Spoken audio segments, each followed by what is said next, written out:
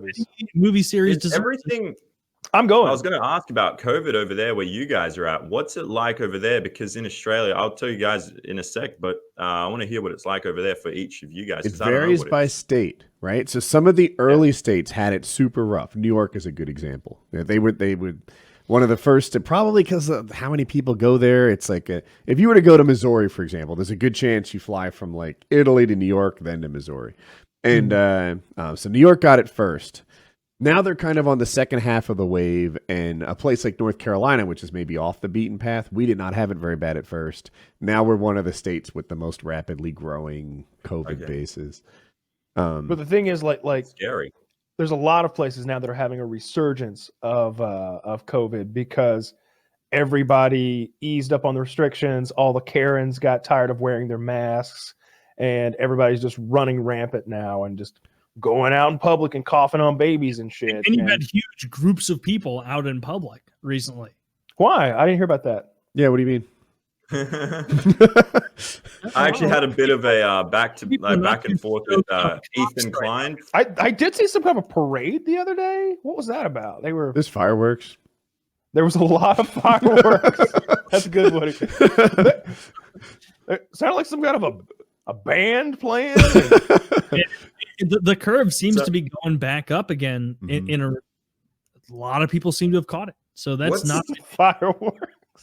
Yeah, because I've seen that you guys, that's all I know, but not like state by state. But I've seen that America is on the rise again. But Australia isn't, besides Melbourne. For some reason, they're having a second wave. But where I live in Perth, it's essentially gone now because they were finding people like $1,500 if you weren't walking to work. You were just out and about, essentially. Like, it became very strict. Like, you could go out and go for a run, but if you're not in activewear or something, then you got to get back home. Like, they hired people in the city of Perth, like with like high vis wear. They go around and they were legally allowed to give tickets to people. Big ones, police were everywhere. 1,500 is a lot. Australian, so it's about $1,000 US. That's $1,600 days.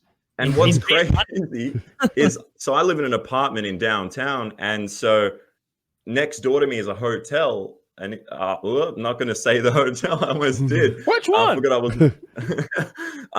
What and is they've your been apartment every number? single night for months. They've been bringing busloads of people, police What's the escorted. code for the door again? We're still going on.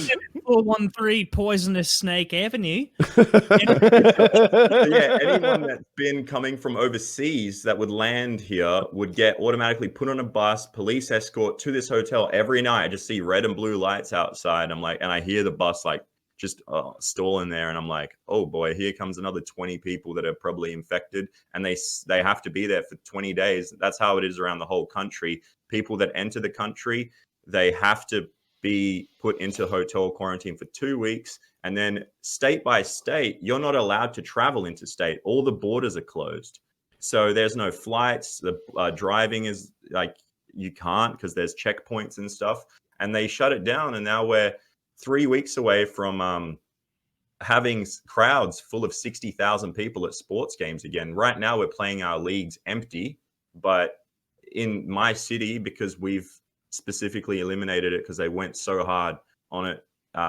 we will be getting crowds back, which I'm super excited for, because it's just so good being in a huge crowd. But I'm also a bit worried at the same time. Australia seems to lend itself to being more easily protected from this kind of thing. Yeah. You don't border anyone. You have pretty much, total control over your borders. You just shut down flights into like the 3 areas of that arid shithole that are inhabitable. And I feel like the population is a little more inclined to be compliant too, right? One of the problems we have here is COVID's become a Republican thing. The fucking idiots on my Facebook feed think it's fake. Right? They think the vaccine is a 5G thing, that it's a way for Bill Gates to... not good for your mental health. You got to distance They're hilarious, Taylor. They're hilarious.